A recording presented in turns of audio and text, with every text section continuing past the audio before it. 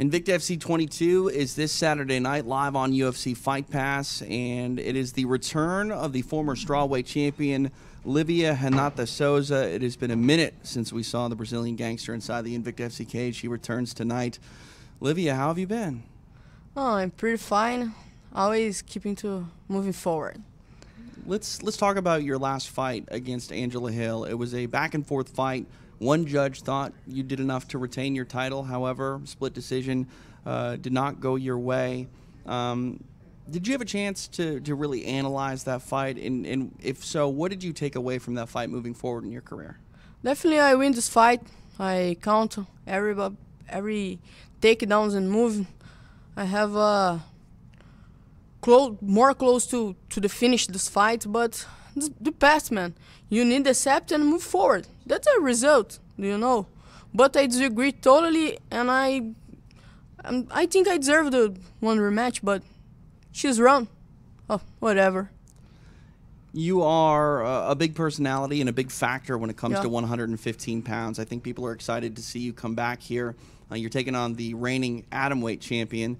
Had you told me a year ago that this was going to be your next fight, I would have been like, oh, Livia's moving down to 105. A lot of people have thought that maybe you should be fighting at 105 pounds. Do you have any aspirations at atomweight, or are you just going to be a 15-pounder your entire career? No, man. That's we can take a big fight with this against Renata because two great fighters and champions, but I keep focusing on my weight, in the next goals, and strawweight is my weight. I'm the queen of this weight on Invicta, and I prove to the world because I'm the best on this weight, you know. And I never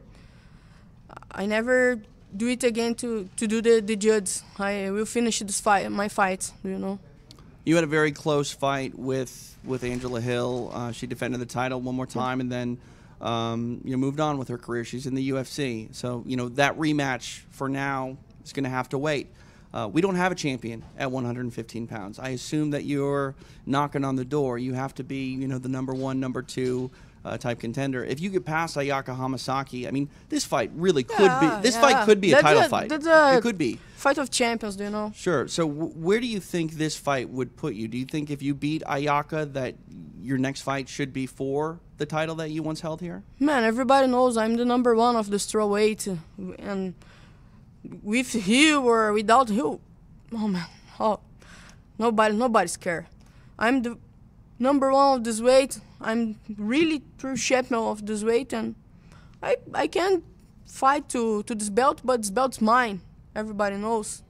Angela moves. Good luck to her. She makes a great fight against me. Okay, agree. But I'm number one of the strawweight. Everybody knows, man. And I keep improving and I keep evolving my levels, do you know? Talking, it's not all. I need to prove, and I came to prove to the world. I keep focusing, I keep evolving, and I keep winning. Livia Renata Souza, our guest here, as we give you all access to Invicta FC 22. This fight with Ayaka Hamasaki, it's a really, really good fight for a variety of reasons. She's the best atomweight in the world. You have proven to be the best strawweight in the past here at Invicta FC. When you look at your game, we called you a jiu-jitsu player. You have a background in judo, you're very good jiu-jitsu. But in the Angela Hill fight, we saw a well-rounded striking game. We saw you have devastating power against Deanna Bennett. I'm curious, Livia, what you've done in the past, almost a year since we've seen you, what you've gotten better at. Tell me what the last year has been like in the gym, and should we expect a different Souza from the last time we saw you fight here? Well, TJ, I am Livia. I don't have a style. I proved to the world I can do Muay Thai in the high level against Angela. It's a great Muay Thai fighter. I can change the levels of the game. I can fight in the ground. I'm the best in the world in the ground. I'm the best jiu-jitsu of the strawweight in the world of any divisions, any organizations. But in the gym, we made a job to winning fights, evolving, and keep pushing forward, And I don't think about special class to like a Muay Thai or Jiu-Jitsu. I am involved in any aspects because it's MMA, man. You never know. Sure. It's one punch, 1 second, one blink, and it's all over, you know. What do you think about Ayaka as a fighter? Obviously, you're very respectful of her. She is a champion, but you know, she's fought at strawweight before. She moved down to atomweight. Do you feel that her greatness at atomweight translates to 115 pounds? Do you feel that she? I mean, I think she's the best fighter in the world at 105. Where does she rank? Do you think at 115? Do you think that she's among the top 5 fighters at 115 because she's number 1 at 105? Do you feel that she is that top shelf fighter? Don't take a great difference, do you know, TJ, about I don't like this strawweight. These are some pounds, do you know? But the fighters are different, do you know? Strawweight fighters are the most dangerous in the world, the best weight in the world in any divisions, any organizations, and two levels like similar, do you know, and great fighters, and I'm always great shows to the guys, do you know. But Ayaka is a great champion, have totally of my respect, do you know, and I always working my best points, and I respect to her, and it was a great fight. I came to prove I'm still number 1 in my division, and I'm Invicta FC. You know, great fight. We've seen Ayaka fight a few different ways in the cage. You know, she's good on top. She has good ground game. She's good on the feet as well. With all that in mind, I don't think that there's anybody in the strawweight division where I would feel less comfortable than being on top than you. You have a very active guard. No one can really rest on their laurels. I mean, Kachi Kancampo was in control for a good part of that Great fight. Time on cast. And then, you know, you threw up that triangle and you got it done. Ayaka is an aggressive fighter on the floor, but what do you think when if she gets this fight to the floor, do you feel that she's ever sort of tried to control someone of your level in jiu-jitsu and MMA? Because you're a bit... The crew always on your mind, but I have great control of my guard. My guard is the best in the world. I keep focusing in this fight. I don't know, that's stand-up, that's ground, is on fence, whatever. I came to get the W. I don't know, I don't care how. I came to the win. I don't care because the numbers, I don't care the past fights of Ayaka. I came to win. She's moved to my weight, and I will make her pay to it.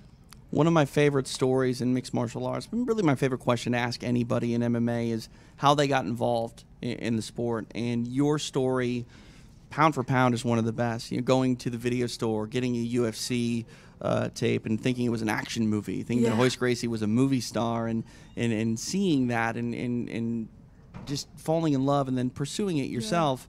The way your father had flip-flop on MMA, saying it was barbaric, and now he's a big fan of yours. Now, I'm curious, how much MMA are you still watching? I know you bring out that notepad and paper from time to time. Are you still doing that?